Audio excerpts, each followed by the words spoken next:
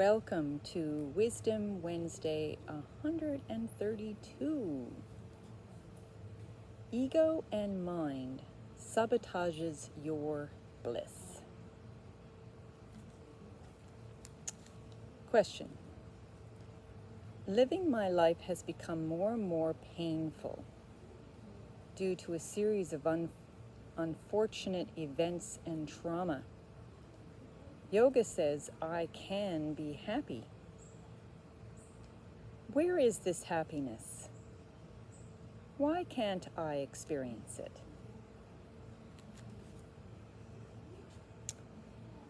Okay.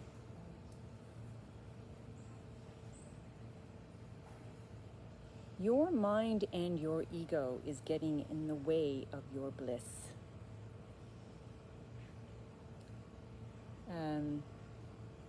Your inherent nature is bliss, which means your inherent nature is this underlying substance, this truth that is underlying absolutely everything. This is your source. This is your essence. And when you know this, when you are extremely sensitive to this underlying substance, then you experience bliss. So when you are attuning to your source, to this God substance that's permeating all things, that is when you experience your bliss. So why are you not experiencing your bliss? Well, the problem is the way the human mind and ego is made up is it's designed to compartmentalize, designed to limit the vastness that we already are. So we are whole and complete, and we are this very, very minute substance that's not visible, that's not physical, but permeates absolutely everything. So you could say it's energy, or even deeper than energy, consciousness, or this non-physical substance. It's permeating everything. So in other words, we could say everything that you experience in life, every person you experience, everything you experience, every situation you experience is really just God. It really is just the divine. But what is it that gets in the way? Well, the mind and the ego has its job, and its job is to limit things in order for your survival. But it doesn't know what survival really means. It just has a very haphazard understanding of that. So it can get in your way. It can actually sabotage your bliss. So let's use an example. Let's say you have a friend, and you're developing a nice relationship with your friend. Now, this person is really just God, right?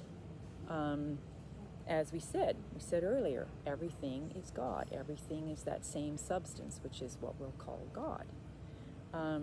Now, you have told her that you have some jewels in your cupboard somewhere, and that you're talking about your jewels. Now, you've let her in on a secret of yours, which is she now knows where your jewels are.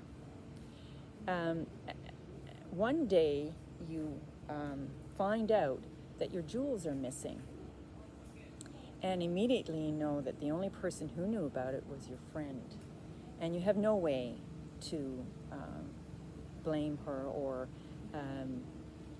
blame or think that it's her, but they're missing. So what happens now? Is your friend still God right now?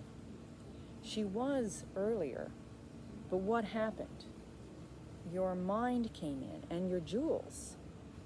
What happened there? So the mind, you will contract. You will start thinking, she stole my jewels. She betrayed me. She hurt me. And now she's not your friend. and your jewels are not yours anymore. They're somewhere else. Your jewels are missing. So now your mind and your ego came in. That bliss that you were experiencing, where you had this vision, you could see that your friend, the jewels, the situation, everything was beautiful. But it was conditioned by your mind, because your ego says mine.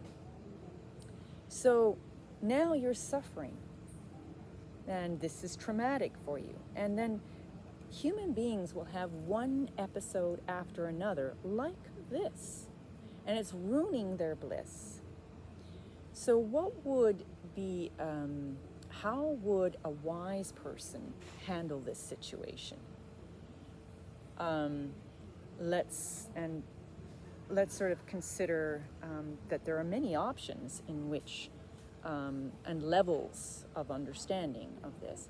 But if it was a highly evolved human being established in the state of truth, self, then let's consider what that response would be.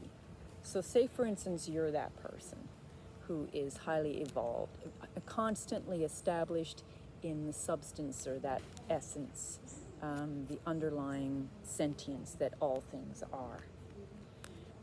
For you, at that time, upon hearing or finding out the event, that the jewels are gone, you wouldn't have any change take place inside of your consciousness, because you're seeing only pure consciousness.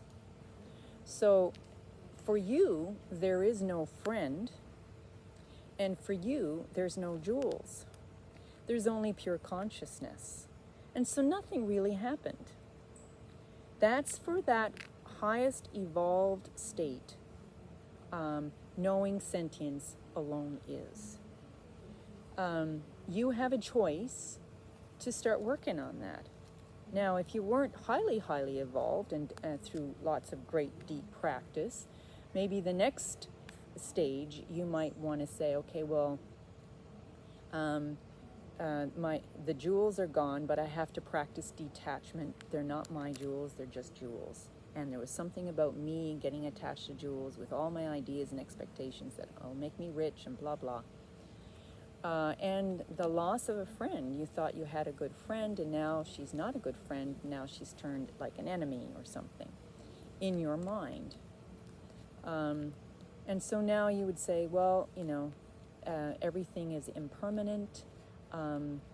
Nothing is permanent. Nothing will ever stay the same. So people change their minds. People are this way. People are that way. And it's not about me. So now that's the second level of response. So you're teaching yourself to be detached under the so-called unpleasant event. And then there's another level, and it will be just dealing with your pain and offering your pain up and saying, I feel this in my body, it's just energy moving through, it's stuck somewhere. And then maybe you need a therapist to help clear some of this energy, or maybe you need a yoga session, or maybe you need to do some pranayama, or maybe you need to go for a walk in nature and let it go. It's a process of letting go, letting go, letting go. So the whole point here is that you can be in your bliss all the time if you choose to. But we have to recognize how the mind and the ego will sabotage and hijack your bliss. If you get too enthralled in the object and not able to see the sentience inside the object, because all objects are insentient. There is no bliss or happiness in the object. There's no bliss in your friend that is your bliss. Your bliss is only because you're aware of bliss alone is. It's not because your friend came into your life. And the lack of bliss or the loss of your bliss is not because your friend did something against you or betrayed you. That you don't lose bliss because somebody did something. And this is the highest knowledge. You need to work on establishing consistent relationship with the specific divine essence that all things are, and never get trapped in the form or the shape or the look of something, and never think it's about you. There is no you for it to, for you to lose your bliss. Your bliss is always with you if you choose to focus on that part. If you choose to focus on the limited aspect, then you'll lose your bliss. If you choose to focus on the most expanded aspect, then you will maintain your bliss. And that's it for today's Wisdom Wednesday. See you next Wednesday. Bye.